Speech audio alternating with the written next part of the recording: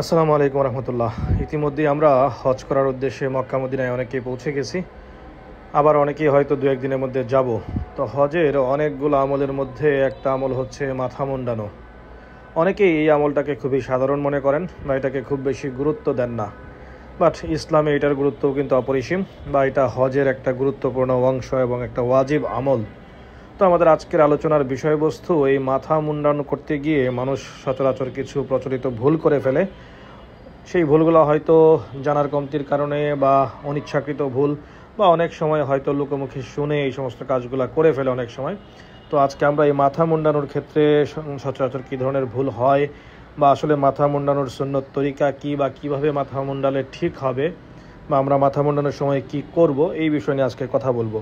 তো আসলে মাথা মুন্ডানো বা হাল্ক করা বা কসর করা যাই বলি না কেন, এই হাল্ক শব্দের অর্থ হচ্ছে সম্পূর্ণ মাথা মুন্ডানো, আর কসর শব্দের অর্থ হচ্ছে চুল ছোট করা বা কাটা, বা সংক্ষেপে যদি বলি যে ছাটা। তো পুরুষদের ক্ষেত্রে হাল্ক করা হচ্ছে বেশি ফজিলতপূর্ণ, মানে পুরা মাথা মুন্ডানো হচ্ছে বেশি ফজিলতপূর্ণ। আর নারীদের জন্য পুরা মাথা মুন্ডানো নয়, বরং কসর বা যেটা হলো যে অল্প একটু কাটা, সেটা আসলে ফরজ বা ওয়াজিব। তো কোরআন শরীফের আলোকে যদি আমরা বলি যে আল্লাহ তাআলা বলেন একটা আয়াতের মোটামুটি অর্থ এরকম: তোমরা নিশ্চয়ই মসজিদুল হারামে প্রবেশ করবে নিরাপদে, যদি আল্লাহ তাআলা চান, তোমাদের মাথা মুন্ডিত ও চুল ছাটা অবস্থায়। এটা কিন্তু আল্লাহ তাআলা সূরা ফাতাহ আয়াত 27-এর মধ্যে বলেছেন। তো এই আয়াত থেকে দেখা যাচ্ছে যে হাল্ক ও কসর, অর্থাৎ মাথা মুন্ডানো বা ছোট করা, এটা কিন্তু আসলে হজের একটা দৃশ্যমান চিহ্ন। আমি যে হজ করলাম বা হজের আমল যে আমি সম্পন্ন করলাম, এটা একটা দৃশ্যমান চিহ্ন হচ্ছে যে মাথা মুন্ডন করা। আবার হাদিসের আলোকে যদি বলি, হজের শেষ অংশে রাসূলুল্লাহ সাল্লাল্লাহু আলাইহি ওয়াসাল্লাম নিজেই হালক করেছেন এবং সাহাবাদেরকেও কিন্তু হালক করার জন্য উৎসাহ দিয়েছেন। এবং রাসূলুল্লাহ সাল্লাল্লাহু আলাইহি ওয়াসাল্লাম বলেন, আল্লাহ তাআলা হালককারীদের প্রতি রহমত বর্ষণ করেন। এটা সহিহ মুসলিম শরীফের একটা হাদিস। তার মানে হচ্ছে যে আল্লাহ তাআলা যারা পুরা মাথা মুন্ডন করে তাদের উপর রহমত বর্ষণ করেন। তো সাহাবারা বললেন, ইয়া রাসূলুল্লাহ সাল্লাল্লাহু আলাইহি ওয়াসাল্লাম, আর কসরকারীরা? তিনি আবার বললেন, আল্লাহ তাআলা হালককারীদের উপর রহমত বর্ষণ করেন। এভাবে তিনবার বলার পর চতুর্থবার বললেন, আর কসরকারীদের উপরও। তার মানে হচ্ছে যে মাথা মুন্ডানোর গুরুত্ব কিন্তু চুল ছাটার থেকে অনেক বেশি গুরুত্বপূর্ণ। তো অনেকেই বলে থাকেন যে এরকম যে না, ঠিক আছে, মাথার চুল একটু ছোট করলেই হয়ে যাবে, বা একটু ছেটে ফেললেই হয়ে যাবে। বা অনেকে অনেক সময় যেটা করেন যে শুধুমাত্র কাঁচি নিয়ে যান, কাঁচি দিয়ে চুল ছোট করে ফেলেন।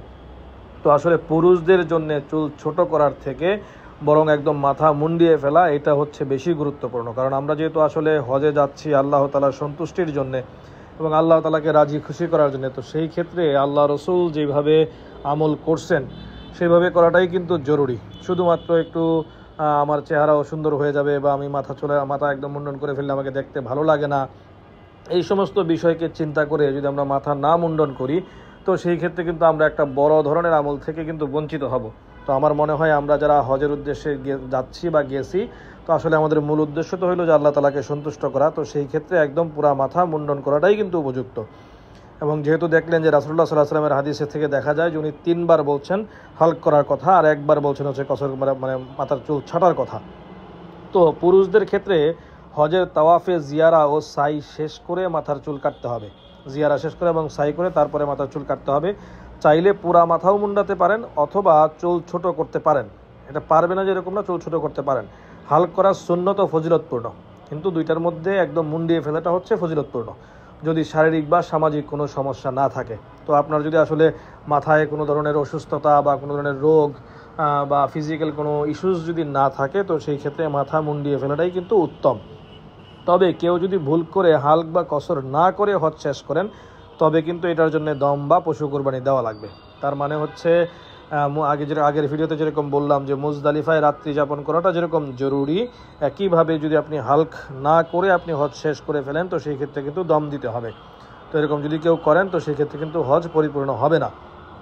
আর নারীদের বিষয়ে যদি বলি, নারীদের ক্ষেত্রে নারীরা মাথা মুন্ডাতে পারবেন না, মানে পুরা মাথা মুন্ডানো সেটা নারীদের জন্য কিন্তু সেটা উত্তম না, বা সেটা করা যাবে না। তাদের জন্য সুন্নত হলো চুলের অগ্রভাগ থেকে 1 ইঞ্চি বা 1 আনু পরিমাণ কেটে দেওয়া, মানে একদম চুলের যে শেষ মাথা আছে অগ্রভাগ, সেখান থেকে 1 ইঞ্চি পরিমাণ কেটে ফেলা, এটা হচ্ছে মহিলাদের জন্য সুন্নত। এটি পুরুষদের মতো না, বরং নারীরা পুরো মাথা ঢেকে রাখতে হবে এবং গোপনে চুল কাটা উত্তম।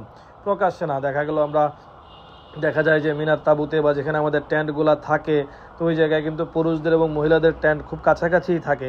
তো এরকম যেন না হয় যে আমি যে চুল কাটতেছি সেটা অন্যান্য পুরুষরা দেখলো বা অন্যদের নজরে চলে আসলো, এরকম যেন না হয়। ওপেন জায়গায় কোনো জায়গায় আমরা চুল কাটলাম এরকম যেন না হয়, বরং সেটা গোপনে কাটাটাই উত্তম। তো নারীরা সাধারণত একে অপরের চুল কেটে দেন, মানে একজন আরেকজনেরটা কেটে দিবেন। কোনো পুরুষ পার্লারে যাওয়া সম্পূর্ণ নিষেধ। নর্মালি দেখা যায় যে হজের সময় কিন্তু পুরুষদের জন্য বিভিন্ন সেলুন বা বিভিন্ন জায়গা কিন্তু থাকে, যেখানে গিয়ে পুরুষ লোকরা কিন্তু মাথার চুল মুন্ডন করতে পারেন। আবার অনেকেই আমরা আমাদের বাংলাদেশি যারা আছেন ম্যাক্সিমাম সবাই দেখা যাচ্ছে যে নিজেরাই রেজার নিয়ে যান, এক ভাই আরেক ভাইয়ের চুল কেটে দেন। এটাও কিন্তু একটা গুরুত্বপূর্ণ আমল, এক ভাই আরেক ভাইকে এরকম সহযোগিতা করলাম। কারণ নিজেরটা নিজে কাটা যায় না, সুতরাং এক ভাই যদি আরেক ভাইটা কেটে দেই, বা বিশেষ করে যারা বয়স্ক যারা আছেন তাদেরকে যদি কেটে দেই, তো এটা কিন্তু অনেক উপকারে আসে।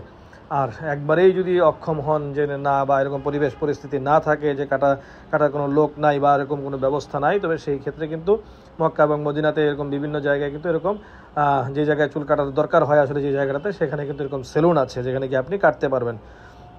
তো যেটা একটা সতর্কতার বিষয় সেটা হচ্ছে চুল কাটা আগে ভাগে করলে কিন্তু হবে না।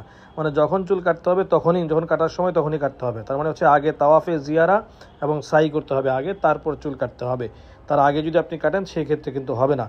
তো আবার একটু অংশ ছেটে দেওয়া যথেষ্ট নয়। পুরুষদের ক্ষেত্রে দেখা গেল যে না, আমি যে মাথার যে কোনো একটা সাইডে বা যে কোনো একটা অংশ, যেটা শুরুতে বললাম যে অসুন্দর দেখা যাবে, এটা চিন্তা করে যে কোনো একটা অংশ ছেটে ফেললাম, তাহলে কিন্তু সেটা অসম্পূর্ণ হবে। বরং মাথার 1/3 বা তার বেশি অংশ থেকে কিন্তু চুল কাটতে হবে। আবার এরকম না যে 2-1টা চুল কোনোভাবে থেকে গেল সেটার জন্য একবারে হবে না, এরকম না।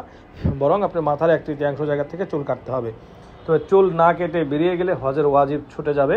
তো সেই ক্ষেত্রে কিন্তু যেটা বললাম যে দম বা কোরবানি দেওয়া লাগবে। তো আসলে এই আমাদের পিছনে যে শিক্ষা বা দর্শন আছে সেটা যদি আমরা লক্ষ্য করি, তাহলে দেখবেন যে হজের প্রতিটি অংশে কিন্তু একটা আত্মিক শুদ্ধতা আছে। চুল কাটা মানে যে শুধু বাহিরের রূপ পরিবর্তন তা নয়, বরং নিজের ভেতরের যে অহংকার আছে, যে অহমিকা আছে, সেটাকেও কিন্তু চূর্ণ বিচূর্ণ করে দেওয়া। আল্লাহ তাআলার জন্য যে বিলাসিতা, গর্ব সব কেটে ফেলা, যেটা আল্লাহ আমি আপনার জন্য আমার জিন্দগির সমস্ত কিছু দিয়ে দিছি, একে তো হচ্ছে যে কাফনের কাপড় পরিহিত অবস্থায় দাঁড়িয়ে আছি, আবার একজন মাথার থেকে চুল কেটে ফেললাম, সব কিছু মিলে আসলে নিজেকে একদম আল্লাহ তাআলার সামনে সমর্পণ করে দেওয়া। তো এটি একটি প্রতীক যে আমি নিজের পরিচয়, গর্ব, আত্মমর্যাদা সব আল্লাহর জন্য বিসর্জন দিলাম। তো এর দ্বারা তো যেটা বললাম যে আমি আমার আমিত্বকে মিটায় দেওয়ার একটা কিন্তু প্রতীক হচ্ছে এই চুল কাটা। তো লাস্টে যদি বলি যে হালক বা কসর করা কাজের একটি ওয়াজিব, সুতরাং কোরআন এবং হাদিসে এতে উৎসাহ করা হয়েছে এবং আল্লাহ রসুল যেহেতু এটা কথা বলছেন, তো পুরুষদের জন্য হালক করাই হচ্ছে ফজিলতপূর্ণ, আর নারীদের জন্য সামান্য কাটা সেটাই কিন্তু ফজিলতপূর্ণ, এবং সঠিক সময়ে সঠিক নিয়মে এই জিনিসটা করতে হবে। তো যেটা বললাম যে আপনারা যারা আজকের এই ভিডিওটা দেখতেছেন তাদের প্রতি রিকোয়েস্ট থাকবে যে আপনারা প্রত্যেকেই যদি কোনো ধরনের ঝামেলা না থাকে বা কোনো ধরনের শারীরিক সমস্যা না থাকে, আপনারা চেষ্টা করবেন যে মাথা পুরোপুরি মুন্ডিয়ে ফেলার জন্য। এবং আজকের এই ভিডিওটা যদি ভালো লাগে তো আমার এই চ্যানেলটাকে সাবস্ক্রাইব করবেন, এবং সেই সাথে আমার এই চ্যানেলে হজ সম্পর্কিত আরও বেশ কিছু ভিডিও আছে, মাসলা মাসাইল সম্পর্কিত না, হজের বিভিন্ন আমল সম্পর্কিত বেশ কিছু ভিডিও আছে, সেই ভিডিওগুলোও দেখে আসতে পারেন। আশা করি আপনাদের উপকারে আসবে। এবং সেই সাথে আমার এই চ্যানেলে আমি যেহেতু দেশ বিদেশের বিভিন্ন জায়গায় ভ্রমণ করি, এই বিভিন্ন জায়গায় ভ্রমণের উপরে বেশ কিছু ভিডিও আছে। বিভিন্ন জায়গায় পৃথিবীর বিভিন্ন দেশের ইসলামিক বিষয় বা বিভিন্ন দেশের যে পরিবেশ পরিস্থিতি সেগুলোর উপরে কিছু কিছু ভিডিও করার চেষ্টা করেছি, এবং সেগুলো আমার চ্যানেলে আছে। আশা করি সেগুলো আপনাদের ভালো লাগবে, তাই চ্যানেলটাকে সাবস্ক্রাইব করে রাখেন। আর আপনারা যারা হজ করার উদ্দেশ্যে ইতিমধ্যে চলে গেছেন বা যাবেন, আল্লাহ তাআলা আপনাদের সবার হজকে কবুল করুক, হজ্জে মাবরুর আপনাদের নসিব হোক। এবং আমাদের সবার জন্য, আমরা যারা যেতে পারি নাই সবার জন্য দোয়া করবেন, বিশেষ করে আমার জন্য দোয়া করবেন। আর আপনারা সুস্থ সহি সালামতে আপনারা আবার দেশে ফিরে আসেন, এবং আল্লাহ তাআলা আমাদের সবাইকে বারবার এই হজ করার তৌফিক দান করেন, সেই আশাবাদ ব্যক্ত করে আজকের ভিডিও এখানে শেষ করছি। আসসালামু আলাইকুম ওয়া রাহমাতুল্লাহি ওয়া বারাকাতুহু।